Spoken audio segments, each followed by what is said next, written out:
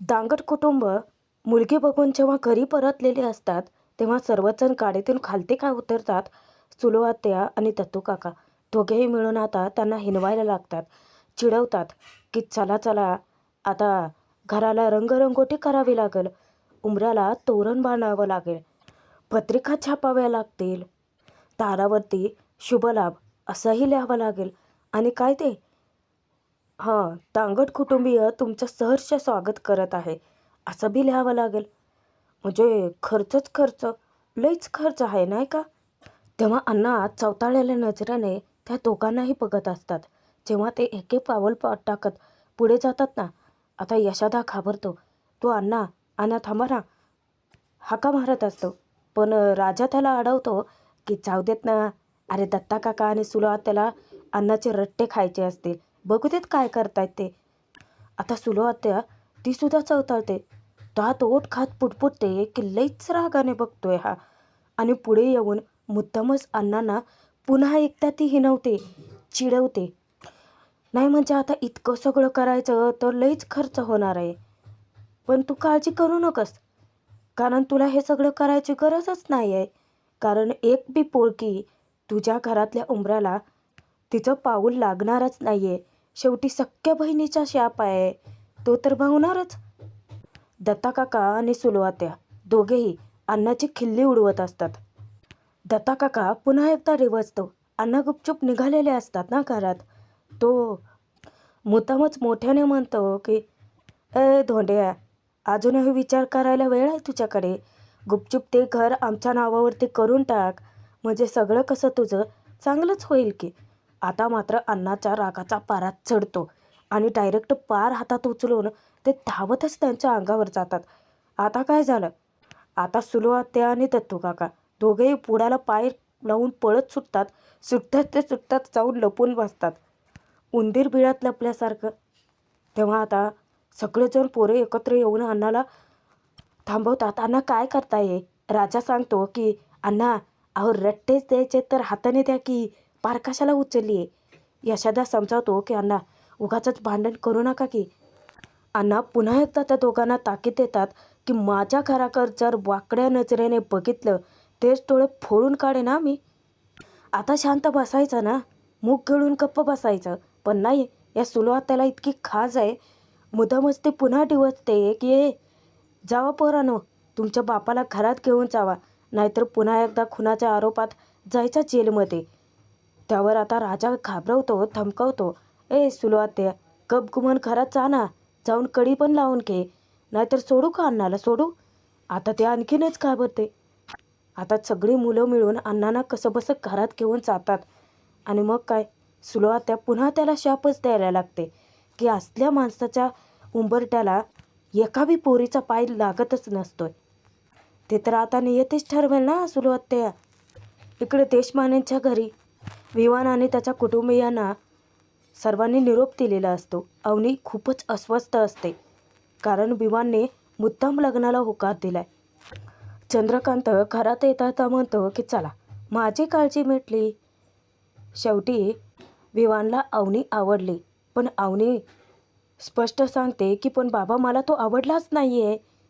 त्यावर चंद्रकांत म्हणतो की साहजिकच आहे ना, म्हणजे पहिल्या भेटीत थोडीच तो आवडणार आहे, नंतर भेटीगाठी होतील, मग आवडेल तुला तो.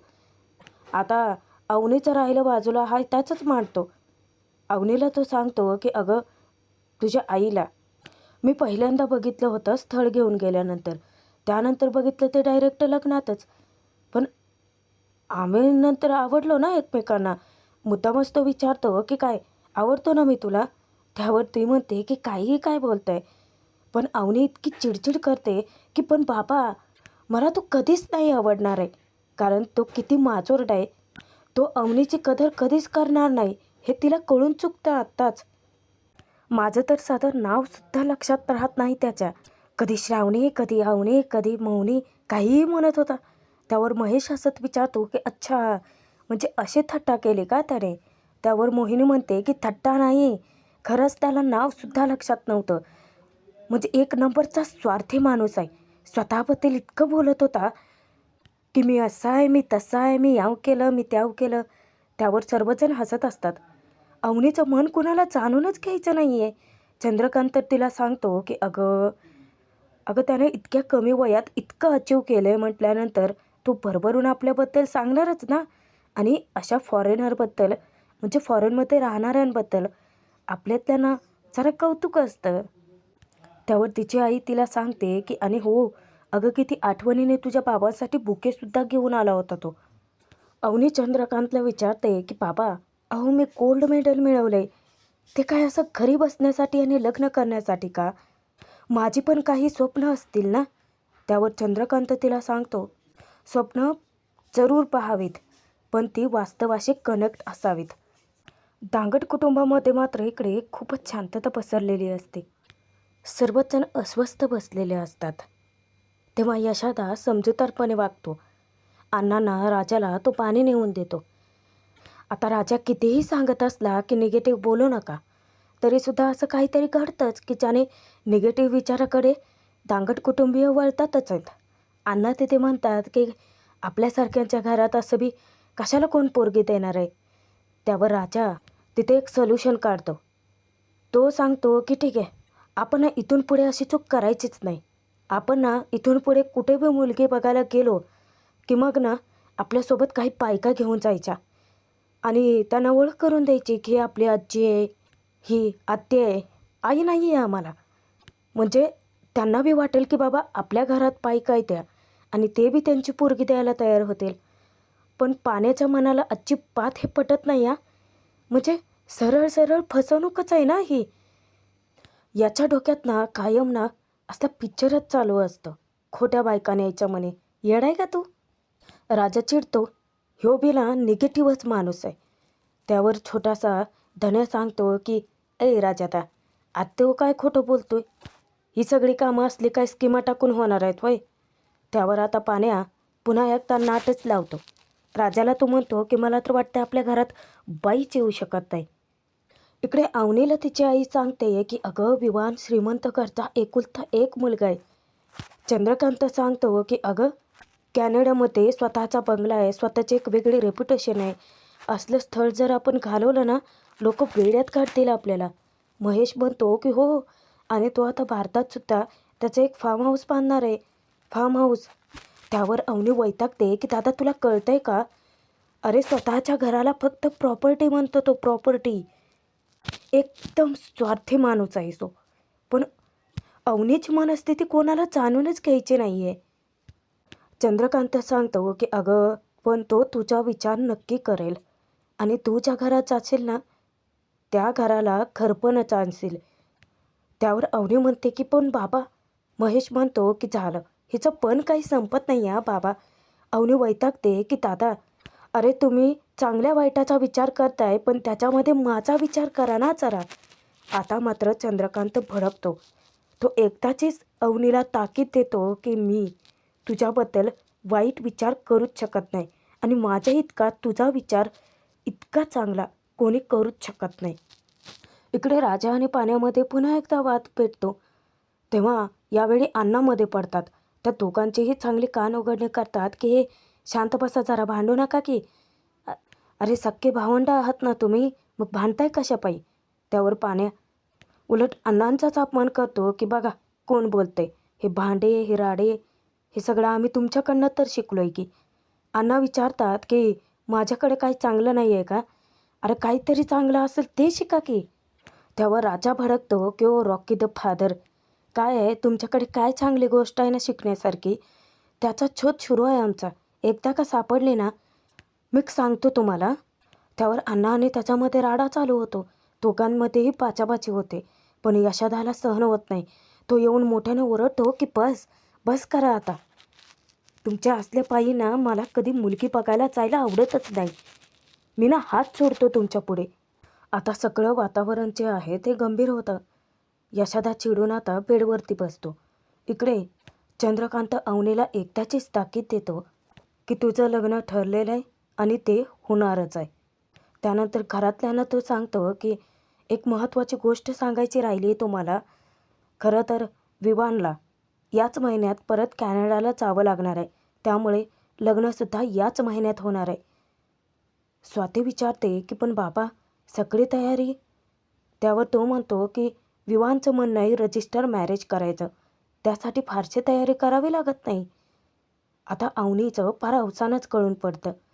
जाणाऱ्या चंद्रकांतला जेव्हा ती हाक मारते तो फिरून येतो आणि तो सांगतो की बाळा, माझा एक मित्र आहे ज्योतिष आहे. म्हणजे पत्रिका वगैरे बनवण्यावर माझा अजिबातच विश्वास नाही आहे, पण तरीही मी त्याला दाखवलं. तेव्हा तो मला म्हणाला की तुझं लग्न झालं तर फक्त याच वर्षात, नाहीतर पुढचे 3 वर्ष योग जुळून येत नाही. हे बघ, माझा असल्या गोष्टींवरती विश्वास जरी नसला ना, तरी मला तुझ्या बाबतीत कुठलीच रिस्क घ्यायची नाही आहे. आणि आता तयारीला लागा असं सांगून चंद्रकांत थोड्या पायऱ्या काय चढतो. अवनीची आई तिला समजवायला येते. चंद्रकांत तिला फटकारतो, फार काही समजवायला जाऊ नका लेकीला, जरा तिला एकटीला राहू देत, म्हणजे तिला कळेल सगळं. आणि या आता वरती या. तीही त्याच्या मागोमाग जाते. महेश चंद्रकांत गेल्याचं बघतो आणि अवनीला फक्त एकच सल्ला देतो की अवनी, फार विचार करत बसू नकोस, अगं तुझं सगळं चांगलंच होणार आहे. आणि तो निघूनही जातो. आता जर अवनीची मनस्थिती कोणी समजून घेत असेल त्या घरात, तर फक्त स्वाती, म्हणजे तिची वहिनी. अवनीला ती समजावते की अवनी, अगं तुला गोल्ड मेडल मिळणं आणि विवांचं तुझ्याशी लग्न ठरणं, या दोन्ही गोष्टी एकाच दिवशी घडल्यात ना, म्हणून तुला जास्त धक्का बसलाय. पण फार विचार करू नकोस. इतक्यात महेश तिला हाक मारतो. त्याला त्याचं चार्जर सापडत नसतं. स्वातीही जाते. इकडे यशादा चिडलेला असतो आणि त्याची समजूत घालायला मुद्दामच राजा त्याच्यासमोर खुर्ची घेऊन बसतो.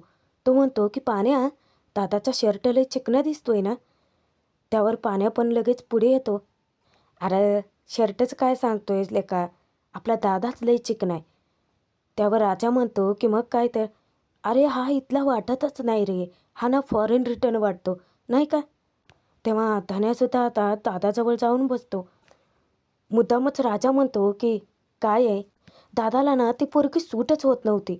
धन्या म्हणतो की मग काय तर दादा, अरे त्या पोरीच्या घरचे तर आपल्याला बिलकुल नाही आवडले.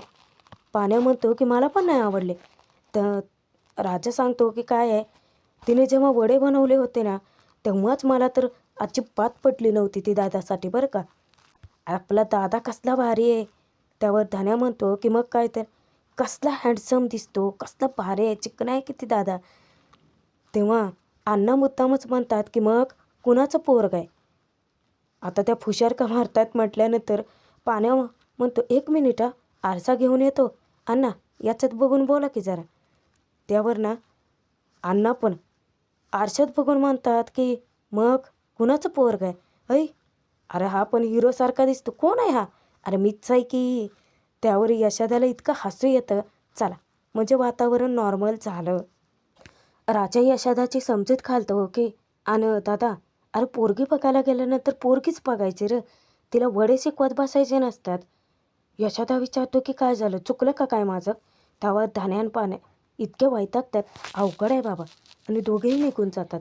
पण राजा समजूत घालतो की कसं आहे ना दादा, तुझं काही चुकलं नाही आहे, पण वडे बनवणं हा मुलीचा जन्मसिद्धच हक्क आहे असं समजतात आपल्याकडची मंडळी. हां, त्यामुळे तुझं काही चुकलेलं नाही आहे. पण इतक्यातच त्याला नानाचा फोन येतो. राजा काही करतो की चल यशोदा, अरे जाऊ देत बाबा, मला गाडी जर आज वेळेवर नाही दिली ना, तर आधीच नाना तो आपलाय, पुन्हा गाडी बी द्यायचा नाही मला. जाण्यापूर्वी ना यशोदाला राजा एक लाख मोलाचा सल्ला देतो की दादा, होप सोडायचे नाही रे. होप अशी चीज आहे ना की सगळ्या गोष्टी मनासारख्या घडवतं. आणि काळजी करू नकोस हां, देवी आईनं तुझ्यासाठी जी पोरगी निवडली असेल ना, ती तुलाच मिळणार आहे, आणि माझ्यासाठी निवडलेली फक्त मलाच. त्यानंतर रात्रीच्या वेळी यशोदा बाहेरून आलेला असतो. पण आता सुलुआतेची मुलगी नमिता ही ना हात धुवून त्याच्या मागे लागली आहे. म्हणजे फुलटू लट्टू आहे त्याच्यावरती असं म्हणायला हरकत नाही आहे. ती त्याची वाट अडवते आणि विचारते की ए यशा, अरे चल ना, आपण ना दोघं मिळून बाजार करूयात. टमाट्याचा भाव काय आहे रे, मला घ्यायचे आहेत.